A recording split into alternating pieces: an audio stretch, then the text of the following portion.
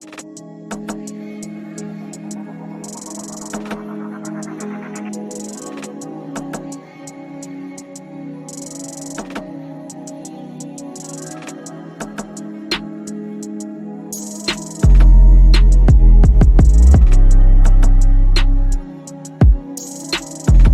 right, y'all. We back with another video, man. Y'all already know what's going on. All right. Check this out, right? I came across this clip from this creator on TikTok. Um, looks like her page is called Ashanti, kind of like the singer, right? And she was talking about lyrics being, you know, programmed. Basically, the title is When Lyrics Become Programming, the Hidden Psychology of Trap Music. And she's talking about Future.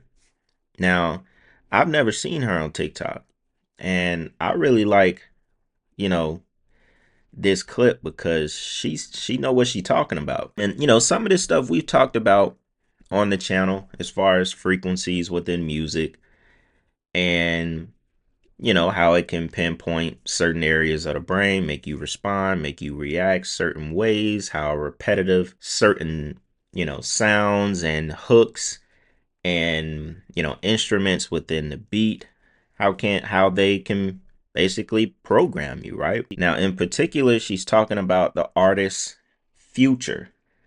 And we all know Future, you know, is one of the biggest, if not the biggest, artists when it comes to like really programming the younger generation's mind and basically tricking you, out your lane, tricking you out of your situation to be like him and do the things that he promote in his music when he doesn't do those things himself at all, right? I know y'all remember when Future admitted that he didn't do any of the drugs that he talked about in his music, how dark and, you know, shallow his music can really be.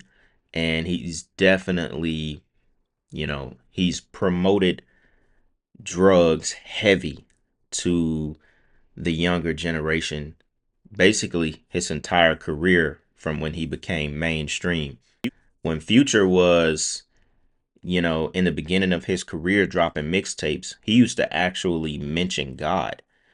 He used to actually, you know, mention what he believed in. After he became mainstream, you don't hear a word about that kind of stuff. Not a single word. But let's get into this clip, which is, why y'all clicked on this video. I'm going to stop talking. All right, check this out. Future works for Big Pharma, and he is used as an agent to influence children to do drugs that he does not even do. And he is using psychological programming and repetitious subliminals in order to do so. Hear me out. Now, I've never really been a huge fan of Future. Y'all know this, but I grew up in an era where he had a lot of music that was popular, right? So during the One Music Fest this past weekend, my sister and we watched his show, and my mind was just so like, I was disturbed because I'm looking at this 41-year-old grown man parading in front of this trap house that's on fire, advertising Narcon. This is an advertisement. There's a broken down vehicle in front of this trap house that says Narcon across the front of it. And it's straight up marketing and advertising, and it's meant to stop opioid overdose. Before y'all say I'm reaching. Now, real quick, my bad, y'all. That's insane. This shit literally says Narcon nasal spray. I never seen this. I think this was when he was at One Music Fest here in Atlanta like a couple of weekends ago. That's insane to promote that. That's crazy. Meant to stop opioid overdose. Before y'all say I'm reaching, let's not forget Juice WRLD told the world that Future's music inspired him to try lean for the first time, and literally shortly thereafter, he overdosed. Talking about a man who has a song called Codeine Crazy. Okay, so I'm not reaching.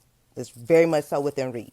So I'm looking at the whole stage setup. I'm taking it all in. And then I'm listening to the music. And as I'm listening to the music, it's dawning on me that this is repetitious psychological programming. Now, how does that happen? I am big on subliminals and I study frequencies and subliminals and what and how they affect the mind. So let's get into it. So repetitious music affects the subconscious mind. So when you think about Future's music, all of his hooks are very simplistic but repetitious nonetheless. So the brain releases dopamine when it recognizes patterns. So that's why his catchy hooks work so well, because the more simplistic, the better. The more we hear something, the same thing over and over again, the more we recognize it as truth just based off of the psychological phenomenon called the exposure effect. Y'all, listen to what I'm saying. This is real life. Repetition bypasses critical thinking, y'all. This is an article by Psychology Today that talks about what we are listening to and how it can literally program us. Wait a minute, y'all. I want to just expand on that a little bit. So it says the mere exposure effect is a psychological phenomenon suggesting that individuals develop a preference for things simply due to repeated exposure. You could take it a little further than just someone hooks of their music, because think about this. That goes to the radio. Now, obviously, we're not listening to the radio as much as we used to with all of these streaming apps. Think about it though. When we were stuck on the radio, they repeat the same songs over and over and over. You go one radio, they playing uh Lil Wayne, She's on Fire, or whatever. Click to the next radio, they playing the same song. Click to the next radio, they playing the same song. It's the same thing with that repetition, harnessing the power of repetition for good and evil. It's crazy. Bypasses critical thinking, y'all. This is an article by Psychology Today that talks about what we are listening to and how it can literally program us. There is a dark side to repetition. False information, when repeated enough, may be perceived as true. This is real stuff, y'all. So when you think about like a Future lyric like Percocet, Molly Percocet, is very simplistic, but it's repetitious, right? That's for a reason. This man is working for Big Pharma. Y'all cannot tell me otherwise. It's not just a lyric. It's literally a mantra. It's an affirmation. So then you couple that with these intentional advertisements. This is a full on brainwashing, y'all. Like, this shit is so in our faces. It's insane. We have to start holding these artists accountable, y'all, because whether they realize it or not, which I believe they do, but artists shape culture. They influence children, impressionable minds of children. And when you're only talking about these types of things and you're implanting thoughts and ideas and imagery of things that are all speaking to a lifestyle that you yourself don't even use, you have blood on your hands, my friend. And I say all this to say that it's always that deep. Everything is very much so very deep. And before y'all get to judging me for being there, just know on Carl Jung, people like me need to be in the world so that we can discuss things like this. I'm very much so strong minded. I'm very much so clear in what's going on. And I want to be able to explain things in a way that other people can see it too, because it's not as obvious to everybody. Every time we sing along, sing lyrics, we are affirming something. So we really have to ask ourselves, like, what are we affirming? And this video was inspired by the song Low Life. I was like, this is a dark ass song. Him and The Weeknd. And I was like, damn, every song is the exact same way. They keep repeating terrible, low vibrational things over and over and over again. This is what they mean when they say artists sell their souls. It's not like they just get a big paycheck in exchange for their soul, literally. It's them not having dominion over themselves and having to do whatever they are being told to do. He writes the music at the label. Exactly. Once again, a person confirming that's the way they sell their souls. They don't have dominion over themselves, over their own souls. She was finishing with saying that he writes the music that he's instructed to do by the label, because these artists don't come into the game knowing that repetition, bypasses critical thinking. They don't come in with the knowledge of the psyche of the human brain. They're taught this kind of stuff. This comment says Prince said there's no joy in repetition. Exactly. Doing things over and over and over again is boring as hell, even if it was fun those first couple of times. And she brought up the Weekend and Future song Low Life. That's a great example. We already know the one song, Molly Percocet, rep the set, chase a check. You know what I'm saying? Molly Percocet. Yeah, y'all know that song, rep the set. And she brought up the song Low Life, and that's literally, it is a very dark song. You can go watch the video, very dark. And the Weekend is just welcome to the low life, low life, low life, low life. I'm repping for the low life. And then Future represent, and just keep on repeating low life, low life, low life. And if you're a person that already, smoke weed, or you take certain pills, you drink lean, and you listening to a song that's just drowning you and being a part of the low life, that's literally all you're gonna be thinking about. It puts you in those vibrations. It puts you into like another space of being someone that you aren't. You know what I'm saying? Like you loving just that low down vibrational life. Drugs, doing whatever you do to feel, your worst self, basically. Somebody said I was my most toxic self when I bumped Future. There's a correlation. There definitely is. Somebody said I've been calling it chant music. When you go back and you listen to Future in the beginning, it was very like inspirational, like hood music. You know what I'm saying? It was for the guys trying to get out the hood, just real stuff that you can relate to. Then it turned into this. It turned into,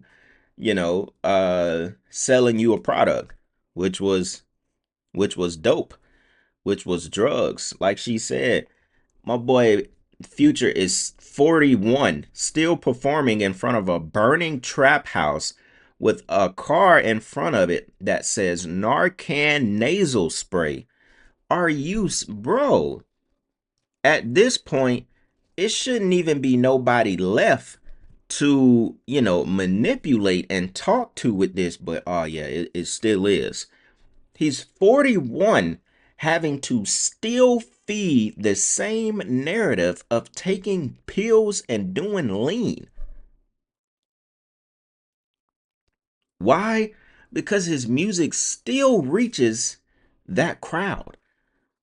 Just like NBA Youngboy still reaches a certain crowd, so you still have to make that music. At this point, you have to be tired of still making that kind of music in order to manipulate people. Literally an agent of big pharma. If you think about it, Future, one of the most coldest dudes in the game. And I'm not saying by talent, I'm saying soul is gone. If you think about it, like he is really out of there, bro. And he don't even do nothing, bro. He don't even, that's why you don't see Future going through drug problems and seizures. Y'all remember Wayne having seizures off lean? Some of these artists really did that stuff. Future don't be having nothing going on. As far as we know, this man healthy. You know what I'm saying? He ain't got nothing going on. Future, we ain't seen Future ain't been in the hospital. Future look healthy. You know what I'm saying? He ain't overweight. This man ain't doing nothing but pushing drugs to the kids still. And man, Future might be one of the worst, y'all. And let's do another instant of an old rapper selling out.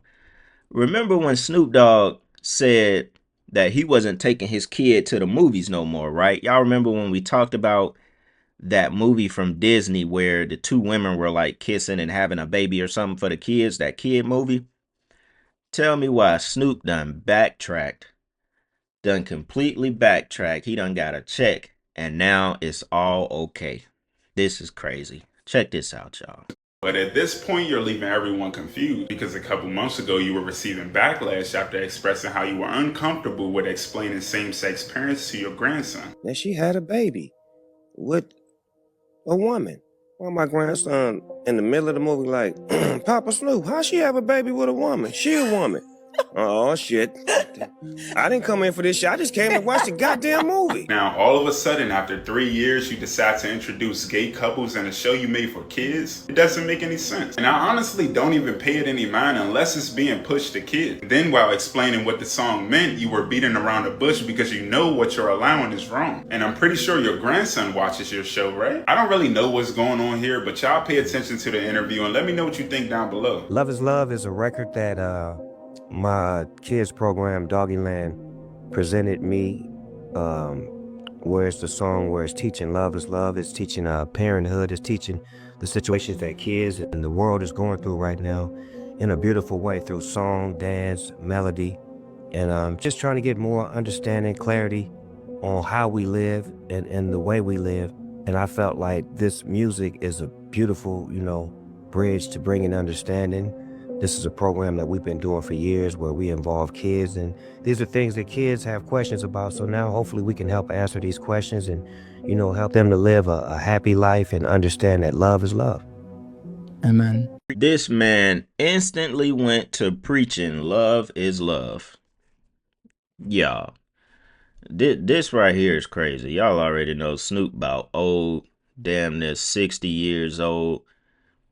He at the point where when they come to him for a check, he finna take that check.